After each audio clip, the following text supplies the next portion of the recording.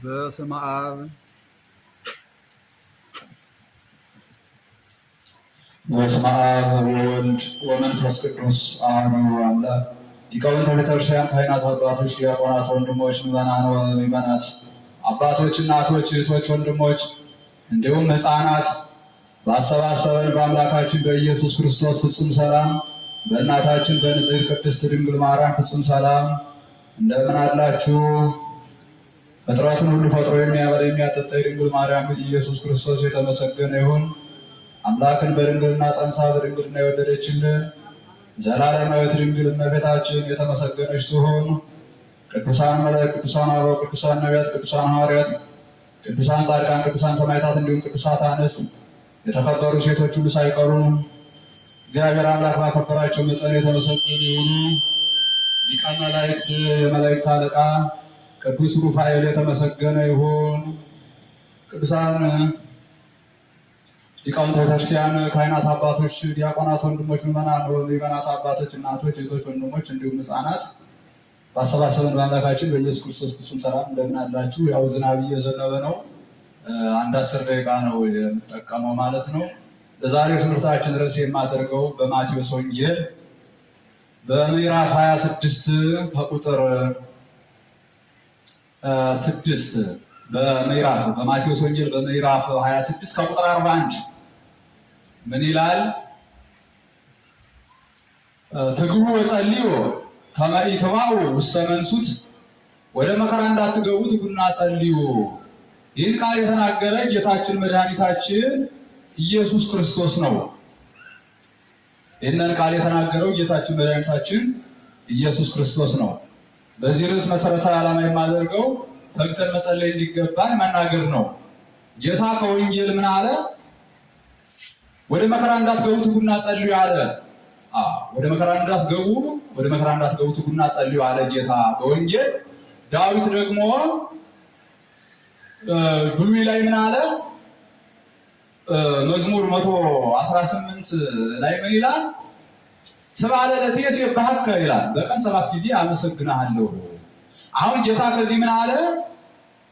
ተግታችሁ ጸልዩ አለ። ዳዊቱን ደግሞ ተግተን መጸለይ እንዲገባን ምን አለ? ሰብአ ለዕለቴ እሴብሐከ በቀን 7 ጊዜ አመሰግንሃለሁ በማለት ተናግሯል ማለት ነው። እና ተግተን መጸለይ ይገባናል። በዚህ ዓለም እናት ልጇን ለሰው አሳቅፋ አሳዝላ ውሃ መቅዳት ወይ እንጨት መስመር ከሄደች እንደው የልጅ ነገር ብላ ሩጣ ነው የምትመጣ። እንደው እንዴት ሊሆን ብላ ማለት ነው። እናቴን ያህል ልጇ ከራራች እግዚአብሔር ደግሞ በጸሎት ስንጠይቀው ርኅራኄ የባህሪ ገንዘቡ የሆነ እግዚአብሔር ደግሞ እጅግ በጣም ለኛ ፈጣን ነው። ከመከራ ለማዳን የምንፈልገውን ለመስጠት ፈጣን ነው። ምን ካልነው? አቡነ ካልነው፣ አባታችን ካልነው መጸለይም እንዳለብን በማቴዎስ ወንጌል በምዕራፍ 6 ራሱ ምን ብለን መጸለይ እንዲገባን አባታችን ወይ በሰማያት የምትኖር ብላችሁ ጸልዩ ብሎ ይጀምራል ማለት ነው። እና ዳዊት ምን አለ? ሰብአ ለዕለቴ እሴብሐከ በቀን 7 ጊዜ አመሰግንሃለሁ በማለት ይናገራል።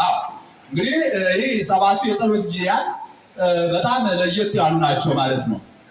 አባታችን ሆይ ከበሰላመ ገብርኤል ጋር በእነዚህ 7 የጸሎት ጊዜያት ማድረስ ይገባል ከመከራ ለመዳን። ተግተን መጸለይ እንዳለብን ጌታም ነግሮናል፣ ዳዊትም ነግሮናል፣ ጌታም ነግሮናል ማለት ነው። ስለዚህ እኒህ 7 የጸሎት ጊዜያት አሉ። ጠዋት ከመኝታ ስንነሳ እጃችን ፊታችን ታጥበን ጨለማውን አሳልፈ ብርሃኑን ያመጣልን ተመስገን። እንዲሁ ደግሞ ጠዋት አዳም አባታችንን የሰው ሁሉ አባት አዳም የተፈጠረበት ሰዓት ነው። ነግህ ጠዋት ከመኝታ ተነስተን የምንጸልየው ጸሎት በዚህ ሰዓት ማለት ነው። አዳም ራሱ የተፈጠረበት ሰዓት ነው ጠዋት ማለት ነው። 3 ሰዓት አይደለም። 3 ሰዓት የተፈጠረች ይባና አዳም በነግህ ነው የተፈጠረ በጠዋት ማለት ነው። ስለዚህ ጨለማውን አሳልፈ ብርሃኑን ያመጣልን ተመስገን ብለን እናመሰግናለን። አዳምን በጠዋት ነው የተፈጠረ በነግህ ማለት ነው።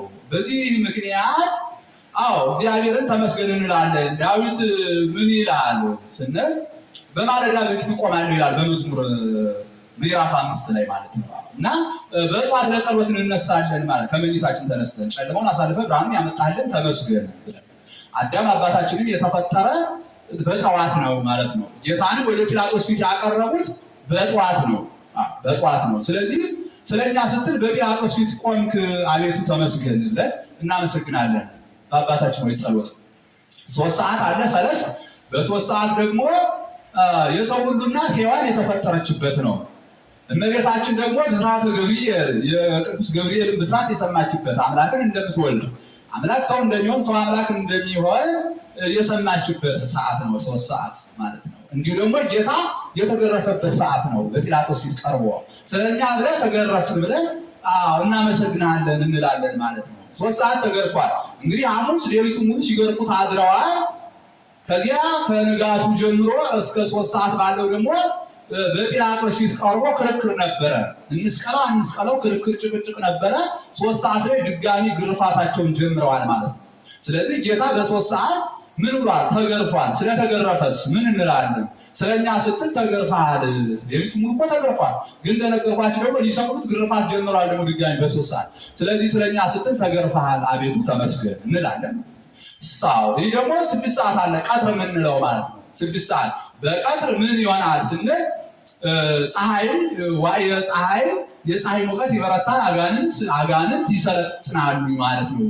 6 ሰዓት ቀን ላይ ቀትር ላይ ማለት ነው። ይሄን ምን ይላል ዳዊት?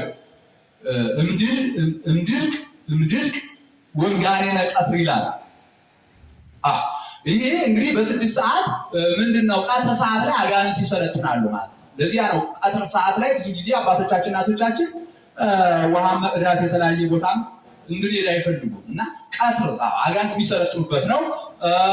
ጌታ ደግሞ ምን ያለበት ነው ስንል የተሰቀለበት ሰዓት ነው 6 ሰዓት። ስለዚህ ስለኛ ስትል ተሰቅለሃል ተመስገን ብለን እናመሰግነዋለን ማለት። 9 ሰዓት ደግሞ አለ። 9 ሰዓት እንግዲህ በዚህ ዓለም ስንኖር ክፉ ስራ ደግ ስራ ይኖረናል ማለት ነው። ክፉ ስራችን ደግ ስራችን ሁሉ መላእክት ወደ እግዚአብሔር በየቀኑ ያሳርጋሉ። ቀን 9 ሰዓት ሁሉ ጊዜ ክፉ ስራችንን ደግ ስራችንን ወደ እግዚአብሔር ያሳርጋሉ ማለት ነው።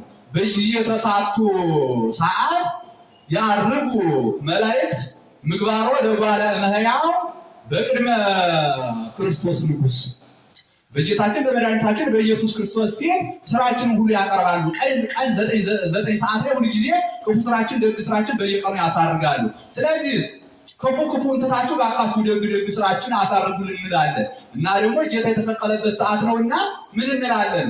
አቤቱ ጌታ ሆይ ስለኛ ብለህ ተሰቅለሃል እናመሰግናለን እንላለን። ባጭር ጸሎት ማለት ነው። በአቡነ ዘበሰማያት ከበሰላመ ገብርኤል ጋር ማለት ነው።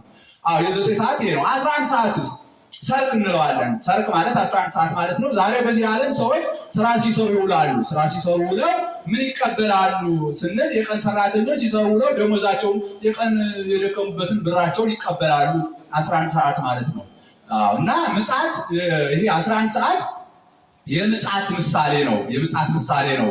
እና በዚህ ዓለም ያሉ የቀን ሰራተኞች ሲሰሩ ውለው ቀን 11 ሰዓት ላይ ገንዘባቸውን ተቀብለው እንደሚሄዱ እኛም ደግሞ በዚህ ዓለም በሰራነው ስራ በደግነት በምግባር በሃይማኖት ጸንተን በስነ ምግባር ቀንተን በምንሰራው ስራ ሁሉ በመጨረሻ በምጽአት ዋጋችን ክፈለን ነው። በቀኝ አቁመን ነው። ኑ ሀቤ የበለን ሁሩም እኔ ርጉማን አትበለን፣ እናንተ የተረገማችሁ ከዚህ ወግዱ አትበለን፣ ኑ ወደ እኔ በለን እንጂ እያልን የምንጸልይበት ነው 11 ሰዓት። ሲቀጥልም ደግሞ 11 ሰዓት ጌታ ወደ መቃብር የወረደበት ነው። ስለኛ ስትል ተቀበልክ የምንልበት ነው። 9 ሰዓት ላይ ግን ምንድነው የምንል?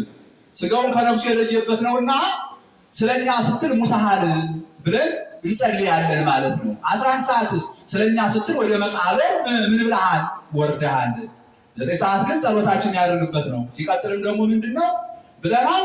ስለኛ ስትል ሙተሃል ብለን ስጋውን ከነፍሱ የለየበት ነው 9 ሰዓት ተመስገን እንለዋለን። ስለኛ ስትል ሙተሃል ብለን ከዚያስ 11 ሰዓት ደግሞ ወደ መቃብር የወረደበት ነው። ስለኛ ስትል ምን ብለሃል? ተቀብረሃል። ከዚያ ደግሞ የስራችንን የዋጋችንን ደግሞ በምጽአት ክፈለን እንላለን። ስለኛ ስትሉ ደግሞ ወደ መቃብር ወርደሃል ተቀብረሃል እንላለን ማለት። ማታስ ደግሞ ስንተኛ? የማታ ደግሞ አለ። ስንተኛ ደግሞ እንግዲህ ስራውን ቀኑን አውለ በሰላም ደግሞ ልታሳድረን ብርሃኑን አሳልፈ ጨለማውን አምጥተዋል። የረፍቱን ሰዓት የብርሃኑን የስራውን ሰዓት አሳልፈ የረፍቱን ሰዓት አምጥተሃል። ስለዚህ እንግዲህ ደግሞ በሰላም አሳድረን እንላለን። እና ደግሞ ማታ ነው እንግዲህ ጌታን ሐሙስ ማታ ነው ጌታን የያዙበት ሰዓት ነው እና በማታ ሰዓት ስለኛ ስትል በአይሁድ እጅ ተይዘሃል ተመስገን እንላለን ማለት። ከዚያ ደግሞ ሌሊት መንፈቀ ሌሊት 6 ሰዓት አለ። 6 ሰዓት ጌታ እንግዲህ ምን ያለበት ነው? የተወለደበት ነው። ይገርማቸዋል። ከዚያ ደግሞ ከሙታን የተነሳበት ነው። ስለኛ ስትል ተወልደህልናል፣ ሞትን ደግሞ ድል አድርገህ ተነስተሃል። ከዚህ ትልቅ ከሆነው ትንሣኤህ ደግሞ አሳትፈን በክብር አስነሳን እያል እናመሰግናለን። እና የጠዋትና የ6 ሰዓት የሌሊቱ ጸሎት ግን እጅን መታጠብ ያስፈልጋል። ፊትን መታጠብ እጅ ውሃ ምንም ባይኖር ግን በንጹህ ምራቅ እጅን ሽሽት አድርጎ ማማተብ ይገባል። እንደዚያ ከሆነ ከአፍ የሚወጣው የኛ የተዋሕዶ ልጆች ተጠምቀናልና የዮርዳኖስ ውሃ ነው የሚሆንልን ማለት ነው። እና ጧትና ማታ የጧቱንና የሌሊቱ የ6 ሰዓቱን ግን ተነስተን እጃችን ፊታችን በመታጠብ እናደርሳለን ማለት ነው። እና እነዚህ 7 የጸሎት ጊዜያት አሉ። ስለዚህ ዳዊት ምን አለ? ሰብአ ለዕለቴ እሴብሐከ በቀን 7 ጊዜ አመሰግንሃለሁ በማለት ተናግሯል። ተግቶ መጸለይ እንዲገባል ጌታን ተግተን መጸለይ እንዲገባ ትጉ ወጸልዩ ከመ ኢትባኡ ውስተ መንሱት ወደ መከራ እንዳትገቡ ትጉና ጸልዩ ብሏል። እንግዲህ ይህ ጸሎት ምንድነው? አቡነ ነው። በማቴዎስ 6 እንደነገረን አባታችን ወይ በማለት ማለት ነው። እቺ አባታችን ወይ እንግዲህ በቀን ውስጥ ይገርማችኋል 24 ሰዓት አለ። አሁን አባታችን ወይ ከበሰላመ ገብርኤል ጋር ብትጸልዩት 1 ደቂቃ አትወስድም። ስለዚህ ከ24ቱ ሰዓት ውስጥ 7 ደቂቃ ማለት ነው ለእግዚአብሔር የምትሰጡ። አያችሁ 7 ደቂቃ አባታችን ወይ ከበሰላመ ገብርኤል ጋር እቺ እጥር ምጥን ያለ ጸሎት ናት። በሄድንበት በየመንገዱ በየመኪናው በምኑም በየትኛውም አይነት ሁኔታ በስራም ቦታ ይሁን በምን በልባችሁ መጸለይ ይችል ማለት ነው።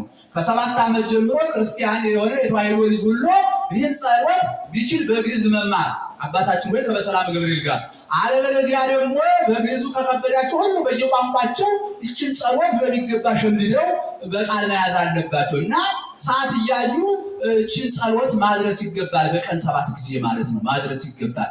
ባናደርስ ግን ከ7 ዓመት ጀምሮ ይህን ጸሎት ግን ብናስታጉል ያቋረጥነው ጊዜ ያ ሁሉ ተደማምሮ ከዚህ ዓለም በሞትን ቀን ያን ለማካካስ በደይን እንቆማለን። በሰዓት ውስጥ ቁመን ያንን ጸልየን ምን ብለን ስንሞላ ከዚያ በኋላ ወደ ጌታችን ምንቀመጥ ይደረግልን።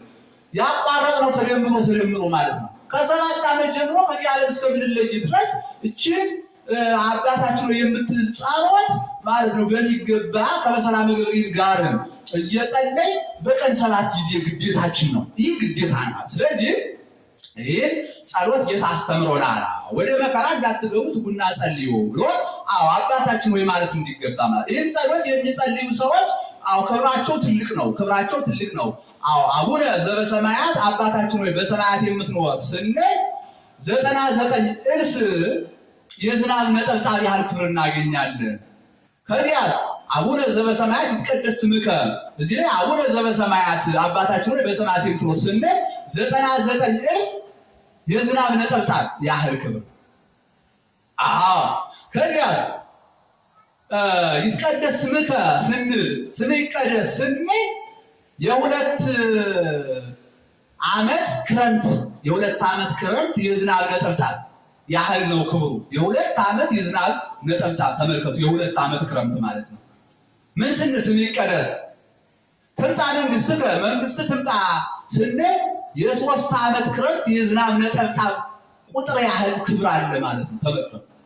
እንዲህ ያለ ከበሰላመ ገብርኤል በየሐረጉ ሲጨርሱ አባዙ እየጨመረ ይሄዳል ማለት ነው። ይህ ደግሞ በምን ታውቋል? በአንድ ንጉስ ታውቋል። የዚህ ክብር ማለት ነው። ንጉስ ነውና ምን አደረገ? 10 ወቄት ወርቅ ለአንዱ አስያዘውና ለባለሟሉ አስይዞ በገዳም የሚኖሩ መነኮሳት ነበሩ። ጸሎት ያዙልኝ ብሎ ይልካል። ሄደው ንጉሱ ይህንን 10 ወቄት ወርቅ ያዙ እና አባቶች ጸሎት ያዙልኝ አደራ ብሏል ብሎ ሰጣቸው። በኋላ በል ስገድ ያሉ። ከሰገደ በኋላ አቡነ ዘበሰማያት አባታችን ወይ በሰማያት የምትኖር የምትለዋን ብቻ ተናገሩ። ስገድ ካሉት በኋላ እነሱ ልክ እንደ ግድግዳ አተርትረው መደዳ ቆሙና አቡነ ዘበሰማያት አባታችን ወይ በሰማያት የምትኖር ብለው እችን ብቻ ተናግረው ይትቀደስ ስምከ ስም ይቀደስ ሳይሉ እችን ብቻ አቡነ ዘበሰማያት ይትቀደስ ስምከ ሳይሉ አቡነ ዘበሰማያት አባታችን ወይ በሰማያት የምትኖር ካሉ በኋላ ተነስና ሄዳሉ። በኋላ ተነስቶ ሄደ። ሄዶ ወደ ንጉሱ ደረሰ። እንዴት ነው መጣ አለው። ያው ወርቁን ተቀብለውኛል። ከዚያ ስገዳዊ ሰገድ መደዳ እንደ ግድግዳ ተርትረው ቆሙና አቡነ ዘበሰማያት አባታችን ሆይ በሰማያት የምትኖር ብለው ይትቀደስ ስምከ ስምህ ይቀደስ ቢለውን ሳይቀጥሉ ተነስ ይላሉኛል። በኋላ በጣም አዘነ። ቀደም ጸሎት እያሳጠሩ ያስቸግሩኝ ነበር። እኔ ደግሞ እንደው ገንዘብ አንሷቸው ነው ብዬ ዝም ል ነበር። አሁን 10 ወቄት ያህል ወርቅ ልኬ እንዲሁ አንዲት አቡነ ዘበሰማያት ይርሱኝ፣ እንዲሁ አንድ አቡነ ዘበሰማያት እንዲሁ ይርሱኝ አለና አቤቱ ጌታ ሆይ እንዲሁ ረሃብ አምጣባቸውና ከረሃብ ብዛት የተነሳ ይህን ሁሉ 10 ወቄት ወርቅ በአንድ እንጀራ አሽጣቸዋል። ስለ አንድ እንጀራ ብለው ይህን 10 ወቄት ወርቅ ይሽጡ ብሎ ረገማቸው። እኒያ መነኮሳትም ደጋጎች ናቸውና እንደረገማቸው በመንፈስ ቅዱስ ተገልጾላቸው ይህ የዋህ ንጉሥ እንዲሁ በልቡ የሚናገረውን ማያውቅ የዋህ ንጉሥ ረገመን እኮ ብለው ሂዱ አንጡት ብለው መነኮሳት ላኩ። ሂደው ብፁዓን መነኮሳት ና እያሉ ነው ንጉሡ ያሉት። እሱም ደግ ነውና እሺ ብሎ ብድግ ብሎ ሰራዊት አስከትሎ ሄደ። በኋላ ደረሰ። ቡራኬ ተቀብሎ ከአባቶቻችን በኋላ አባቶቻችን ምን አሉት? ረገምከን እኮ አሉት። እኔ ቀደም ትንሽ ገንዘብ መሰለኝ እኮ እንዲሁ ጸሎት እያሳጠራችሁ ስታስቸግሩኝ ገንዘቡ አንሷቸው ነው እንዲሁ ብዬ፣ አሁን ግን 10 ወቄት ወርቅ ልኬ ጸሎት አዝታችሁ ጸልዩልኝ ብዬ ብል አንድ አቡነ ዘበሰማያት ነሳችሁኝ። እንግዲህ የላኩትን ስጠይቀው ስገዳሪ ከሰገድኩ በኋላ አተርትረው እንደ ግድግዳ ቆመው አቡነ ዘበሰማያት ብለው አባታችን የምትለዋን ብቻ ተናግረው ይትቀደስ ስምከ ስምህ ይቀደስ ሳይሉ ተነስ ይላሉ እንጂ እና አንዲት አቡነ ዘበሰማያት እንዲሁ እንዴት ነሳችሁኝ? አንድ አቡነ ዘበሰማያት ነሳችሁኝ ብዬ አቤቱ ቅዱስ እግዚአብሔር ሆይ ረሃብ አምጣባቸውና ስለ አንዲት እንጀራ ይሄንን ሁሉ ወርቅ አሽጣቸው ብዬ ረገምኳቸዋል። የአቡነ ዘበሰማያትን ክብር ግን አውቃ ሆነው እንዲህ አልከው አሉ። ኧረ እኔስ አውቃለሁ አላው። ምዕመናት የዋህ ናቸው፣ ደግ ናቸው። የሚሉትን አያውቁም፣ የዋህ ናቸው። ግን እግዚአብሔር በየዋህነታቸው መጠን ደግሞ ክብር ነው የሚያድላቸው እንጂ ይህን ተናገሩ ብሎ አይቀስም እግዚአብሔር። እና ይህ ደግሞ ንጉሡ የዋህ ነበረ። ኧረ እኔስ አውቄው አለ ትርጉም።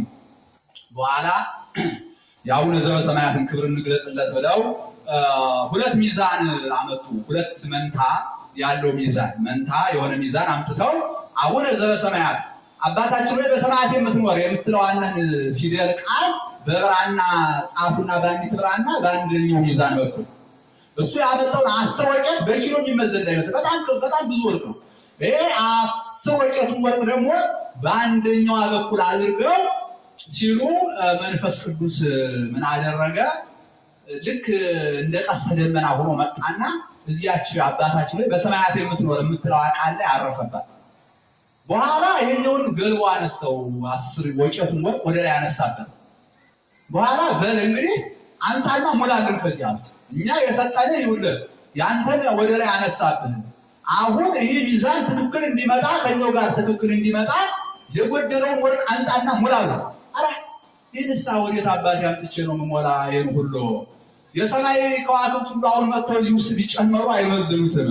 የምድር አሸዋ ሁሉ እንደው እየተዛቀ እንደው እዚህ ላይ ቢጨመር መች ይመዝነዋል? አቤት ለካ እንዲለው ክብሩ ይቅር በሉኝ ብሎ አባቶቻችን እግር ላይ ወድቆ ይቅርታ ጠይቆ እነሱን ስርየተ ኃጢአት አድርገውለት እግዚአብሔር ይስሐለው በሰላም ሸኙት። ይገርማቸው። የአቡነ ዘበሰማያት ከባድ ነው። አንዱ አቡነ ዘበሰማያት እያለ እስከ መጨረሻው አላጠናም፣ ባይታዊ ነው እና ስራው ሁልጊዜ አባታቸው በሰማያት የምትኖር እቺ ብቻ ነው። ስምህ ይቀደስ ማለት እንኳን አይችልም።